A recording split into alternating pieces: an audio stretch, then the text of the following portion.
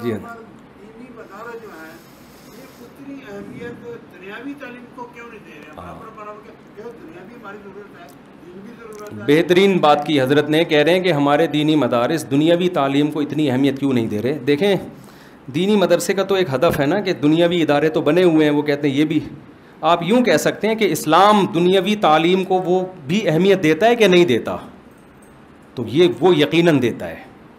इस्लाम जैसे दीनी तालीम को अहमियत देता है, दुनियावी तालीम को भी थोड़ी अहमियत नहीं, बहुत ज़्यादा अहमियत देता है। इसलिए कि अल्लाह ताला ने आदम अलैहिस्सलाम को ज़मीन पे अपना खलीफा बनाया है। बंद कमरे में इबादत करने के लिए अल्लाह ने आदम को पैदा नहीं किया। हदीस में ला रहबानियत फिल इस्लाम, इस्लाम में रहबानियत नहीं है। पादरियों के पास दुनिया की नॉलेज नहीं होती, वो चर्च में बैठे अल्लाह अल्लाह कर रहे हैं। इस्लाम ने हमें इससे ये पाबंदी लगाई है। जब रहबानियत नहीं है, मुआशरे में चलना है, सोसाइटी में चलना है, तो सोसाइटी की नॉलेज होगी तो चलेगा ना मुआशरे में। दाऊद अलैहिस्सलातु वस्सलाम को अल्लाह ने ज़मीन में खिलाफत दी। कुरान दाऊद अलैहिस्सलाम के बारे में तारीफ़ें करता है, बहुत तारीफ़ें की कुरान ने। लेकिन दाऊद अलैहिस्सलाम के हाथ में लोहे को अल्लाह ने पिघलाया, वो ज़िरहें बनाया करते थे, जंगी सामान बनाया करते थे। अल्लाह के पैगम्बर सारी ज़िंदगी दाऊद अलैहिस्सलाम ने रोज़ा रखा है, लेकिन काम क्या कर रहे हैं? असलहा बना रहे हैं। वही असलहे की फैक्ट्री जो काम करती है वो कौन कर रहा है? दाऊद अलैहिस्सलाम। अल्लाह ये भी तो कर सकते थे, आपको मिसाइल बनाने की, असलहा बनाने की क्या ज़रूरत है? आप अल्लाह अल्लाह करें, मैं सब कुछ खुद ही कर दूंगा। ना ना ना, ए दाऊद, तू रात को इबादत करता है, दिन में तू रोज़ा रखता है, लेकिन तुझे दुनिया में अपनी हुकूमत कायम करने के लिए, कौमों पे बरतरी के लिए उनसे ज़्यादा असलहा बनाना पड़े। ज़िरहें बनाई है दाऊद अलैहिस्सलाम ने। ये तो असलहे का, ये भी तो टेक्नोलॉजी है ना। आज हम सारा असला अमेरिका से लेते हैं। अब तो पाकिस्तान अल्लाह का शुक्र है बहुत हद तक खुद मुख्तार भी हो गया है। दूसरे उलूम भी अल्लाह ने जिक्र किए। यूसुफ अलैहिस्सलातु वस्सलाम वज़ीर ख़जाना बने हैं मिस्र में। यूसुफ अलैहिस्सलातु वस्सलाम से जब बादशाह खुश हुआ ना, गैर मुस्लिम बादशाह, तो यूसुफ अलैहिस्सलाम ने देख लिया कि बादशाह मुझे नवाजना चाहता है। तो यूसुफ अलैहिस्सलाम ने ये नहीं कहा कि मुझे मदरसा बना के दे दो, मैं बच्चों को पढ़ाऊंगा, मुझे मस्जिद बना के दे दो, मैं इमामत करूंगा। ये भी अच्छा काम है, ऐसा ना हो इमाम साहब को आप वो कहना शुरू कर दें कि इमाम साहब निकलो यहाँ से, ये भी ज़रूरी है। लेकिन यूसुफ अलैहिस्सलाम जानते थे कि मुल्क में जो इनकलाब आएगा वो कोई ओहदा लेने से आएगा। तो यूसुफ अलैहिस्सलाम ने क्या कहा?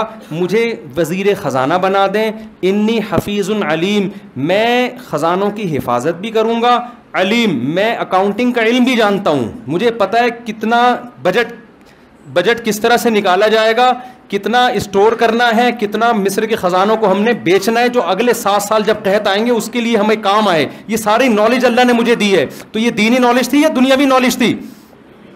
तो दुनिया की नॉलेज थी ना। इसी बेस पर यूसुफ अलैहिस्सलाम को हुकूमत मिली है, और ये दुनिया की नॉलेज अल्लाह ने यूसुफ अलैहिस्सलाम को दी थी। अगर ये नॉलेज ना होती तो आप मिस्र की बागडोर ना संभाल सकते थे। तो कुरान में बहुत सारी आयतें हैं, और मुसलमान तो ये बात कर ही नहीं सकते ना, क्योंकि गोरे ये बात का एतराफ़ करते हैं। मैंने एक यूनिवर्सिटी में मेरा लेक्चर था, मैंने अंग्रेज़ों की किताब के हवाले से मैंने ये बात उनके सामने रखी थी। अब हर जगह तो मैं किताब लेके नहीं घूमता, ना मैं डॉक्टर जाकिर नाइक हूँ कि रट्टा लगा के सारे याद कर लूँ हवाले। तो गोरों ने ये बात लिखी है कि जब इस्लाम दुनिया में आया, अगर इस्लाम ना होता तो आज हम जिस साइंसी तरक्की पर हैं, आज से 500 साल बाद यहाँ पहुँचते। इस्लाम की वजह से 500 साल हमारा रास्ता कम हो गया है, क्योंकि इस्लाम जब दुनिया में आया तो फिर लोगों ने दीन और दुनिया का इल्म हासिल करना शुरू किया है, और मुस्लिम साइंटिस्ट पैदा हुए हैं। 400 साल तक हमारे साइंसदानों की किताबें यूरोप की यूनिवर्सिटियों में पढ़ाई जाती रही हैं। 400, अब तक बहुत सारी इस्तिलाहात बाकी रह गई हैं। ये जो एडमिरल का लफ्ज़ है, अमीरुल बहर, ये हजरत मुआविया ने जो दस्ता बनाया था ना जंगी, उसके अमीर का नाम था अमीरुल बहर। ये लफ्ज़ इंग्लिश में ट्रांसफ़र होके गया है और क्या बन गया? एडमिरल बन गया। ये अरबी से आया है। सबसे पहला बहरी बेड़ा हजरत मुआविया ने बनाया है, क्योंकि नबी खुशखबरी सुना चुके थे कि मेरी वो उम्मत जन्नत में जाएगी जो, पूरी हदीस के अल्फाज मुझे याद नहीं है, जो एक बहरी लड़ाई लड़ेगी। सहाबा ने दुआ मांगी, या रसूलल्लाह हमें आप दुआ करें कि हम भी उसमें शामिल हो जाएं। तो वो बहरी बेड़ा सबसे पहले किसने तैयार किया? आप क्या समझते हो? बहरी बेड़ा मस्जिद में बैठ के दुआ मांग के तैयार हो गया होगा? अबे समंदर पे, अबे तबे कर रहा हूं मादरत के साथ, समंदर पे फौज उतारना आसान नहीं है। वो फट्टे नहीं थे कि लाके जोड़ दिए एल्फी से, गोंद से जोड़ दी और फौज को उस पर बिठा दिया। पूरा फौजी लश्कर समंदर पे उतारा, कितनी टेक्नोलॉजी इस्तेमाल हुई होगी। और फिर किसी मुल्क पे हमला जो करना है, और हमला करने के लिए क्या समंदर में आप ऐसे सफर करते हैं जैसे बाय रोड सफर करते हैं। अबे भाई बाय रोड आपने सफर करना है कैसे? डिफेंस से आप जाओ उधर अंडा मोड़, लोग आपको बताएंगे इधर मुड़ेगा भाई, यहाँ से उल्टा वो गोले गंडे वाला होगा, उधर उल्टे हाथ पे टर्न मारना, उधर एक बिल्डिंग आएगी उसके सीधे हाथ पे जाना, वहाँ तुम्हारी फुप्पो का घर है ना, उससे आगे तुम्हारे मामू का घर है, उससे लेफ्ट पे टर्न हो गए तुम अंडा मोड़ पहुंच जाओगे। ऐसे समझाते हैं ना। क्या समंदर में ऐसे सफर होता है भाई? हजरत मुआविया ने इरादा किया, फर्ज करें भी कब्रस पे हमला करने का, फर्ज करें समंदर से जाना है, तो क्या समंदर में जाने के बाद ये कोई ये आएगा कि ये वाला पहाड़ आएगा उससे थोड़ा लेफ्ट टर्न मारना, फिर एक वेल मछली आएगी उससे? समंदर में सितारों के इल्म से सफर होता है और बहुत पेचीदा इल्म है।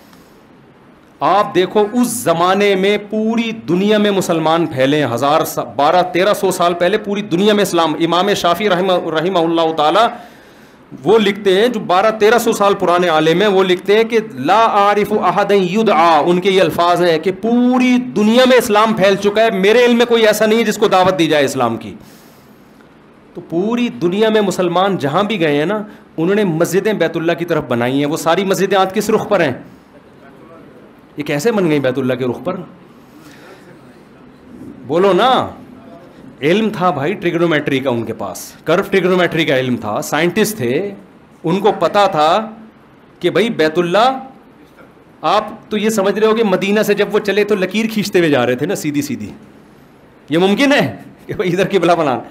उस जमाने की खुद नबी की मस्जिद देख लो, मस्जिद नबी, उस दिन से जिस रुख पर है वो किबले का रुख है। ये तो मोजजाती तौर पर हो गया, लेकिन हर जगह मोजे थोड़ी हुए। तो पूरी दुनिया में हम जब गए ना बुखारा वगैरह इन इलाकों में, तो उस दौर की जो मस्जिदें हैं उनका साउंड सिस्टम देख के हैरान हो गया। पहले भी लाखों लाखों लोग दरस हदीस में बैठते थे, माइक ईजाद नहीं हुआ था, तो क्या चीखते थे जबड़े फाड़ फाड़ के? ऐसे साउंड सिस्टम मुसलमान इंजीनियरों ने बनाए हुए थे। इधर बात करो आप, वो बात फैलते फैलते कहाँ जाएगी? आखिर बंदे तक पहुँचेगी। तो अगर ये मुसलमानों के पास नॉलेज ना होती, इल्म ना होती, तो मुसलमान दुनिया पे 1200 साल हुकूमत ना करता। ग्रेट एम्पायर, आज दुनिया को लोग अमेरिका को सुपर पावर कहते हैं, रशिया को कहते हैं, इन दो से पहले सुपर पावर कौन था? मुसलमान थे। आज भी अंग्रेज ग्रेट उसैमीन कहते हैं ना। तो ये मैं तुर्की गया हूँ ना, ये जो तुर्की में ईसाइयों की हुकूमत थी और इतनी मोटी मोटी दीवारें, उसको फतह करने के लिए सुल्तान मोहम्मद फातिह ने दुनिया की सबसे बड़ी तोप बनवाई थी उस वक्त। समझते हो? दुनिया की सबसे बड़ी तोप।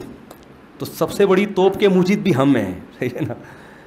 तो सब कुछ हमारा है। अब हम अलग हो गए ना, रहवानियत की तरफ आ गए। जो मज़हब, बल्कि यूनिवर्सिटियों में आप जाएं, जो पढ़ने वाला बच्चा है जो मज़हब को फॉलो कर रहा है वो पढ़ाई में बिल्कुल पीछे होता है, और जो पढ़ाई वाला है वो मज़हब से बिल्कुल नाशना होता है। तो ये दोनों को जोड़ने की ज़रूरत है, इसके बगैर हिसाब किताब चलेगा नहीं। तो उलमा और जो मिस्टरों का फ़र्क है ना, ये बहुत बढ़ता जा रहा है। तो इसको आप लोग क्या कर रहे हैं, ये फ़र्क कैसे ख़त्म करने कि मौलवियों को मिस्टर बना दो, खुद मौलवी बनने के लिए तैयार नहीं। थोड़े से हम मिस्टर बन जाते हैं, थोड़े से आप में भी मौलाना का तो लुक आ जाए ना। नहीं यार ये समझ में भाई, जुम्मे को तो टोपी पहन लिया करो कम से कम, इससे थोड़े थोड़े क्या हो जाओगा। नमाज पढ़ लो यार, थोड़ा ड्रेसिंग चेंज कर लो। हम नहीं कह रहे पैंट शर्ट छोड़ दें, आप चड्डी तो नहीं पहने ना कम से कम। हम तो इसके मान लें यार पैंट शर्ट पहन लो, लेकिन घुटनों से नहीं। इस्लाम आपको घुटने खोलने की इजाज़त नहीं देता। नाफ से नीचे जो है, अंग्रेज़ों के यहाँ देखो उसूल कुछ और हैं, उनको फॉलो मत करो। वो तो ये तकल्लुफ़ है जो उनके चड्डी पहन के घूम रहे हैं, वो उनके मज़हब में तो ये भी नहीं है। वो भी उसका है, वो बहुत नेक होता है जो चड्डी पहन के घूम रहा होता है। तो आपको तो थोड़ा सा ड्रेसिंग का ख्याल करो ना यार। आप थोड़ा सा नाफ से लेके घुटने तक कपड़े पहन लो। आप थोड़ा अपनी बेगम को पर्दा करा लो थोड़ा सा यार, ज़्यादा नहीं, थोड़ा सा ही करा लो ना। थोड़े से आप इधर को लुक आए ना आप में, और फिर हम थोड़ा सा गुंजाइशें निकालना शुरू कर दें। ठीक है। लेकिन लोग क्या कहते हैं, ये मौलाना बिल्कुल मौसीकी को हलाल कह दें, बेपर्दगी को हलाल कह दें, और ये सारी ड्रामों फिल्मों को हलाल कह दें कल्चर के नाम पे। ऐसा नहीं होगा भाई, ये तो मज़हब का बेड़ा गर्क हो जाएगा।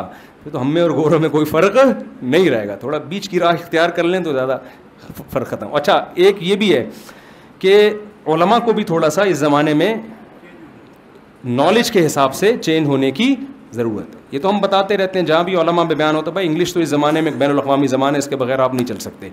नॉलेज, सोर्स ऑफ नॉलेज जितनी है वो इंग्लिश में है। इंग्लिश नहीं आती उससे बहुत बड़े मसाइल खड़े होते हैं, ये तो हम उलमा को कहते हैं। लेकिन आपको भी तो हम कहते हैं ना कि फ़ासला ख़त्म करने के लिए थोड़ा सा इंग्लिश की तरफ जाएं, आप अरबी की तरफ भी तो आए ना थोड़ा सा। अगर सारे उलमा इंग्लिश सीख गए और आप अरबी ने सीखें, फिर तो उलमा अंग्रेज़ बन जाएंगे जो थोड़ी बहुत मज़हब है वो भी क्या होगा। उलमा थोड़ा इंग्लिश की तरफ आएँ, आप थोड़ा अरबी और उर्दू की तरफ ही आ जाओ यार। अरबी की तरफ अगर नहीं आते, आपकी तो नस्लों से उर्दू ख़त्म हो रही है। खूब समझ लो, उर्दू ज़बान से आपका रिश्ता अगर ख़त्म हो गया तो आपका मज़हब से रिश्ता ख़त्म हो जाएगा। खूब यूरोप में जिन लोगों का उर्दू से रिश्ता कायम है वो मज़हब पर हैं। जिन्होंने अपने बच्चों को उर्दू भुला दी, बहुत से बच्चे मुर्तद हो गए, इस्लाम छोड़ दिया उन्होंने। तो असल तो ये कि अरबी सीखें, वो मुश्किल है तो कम से कम उर्दू ही सीख लो। बच्चों को आज उर्दू पढ़ना नहीं आती, उर्दू किताबें नहीं पढ़ सकते बच्चे, इससे बेड़ा गर्क हो जाएगा उनका। वो सारा गोरे को पढ़ेगा, उलमा को कहाँ पढ़ेगा वो।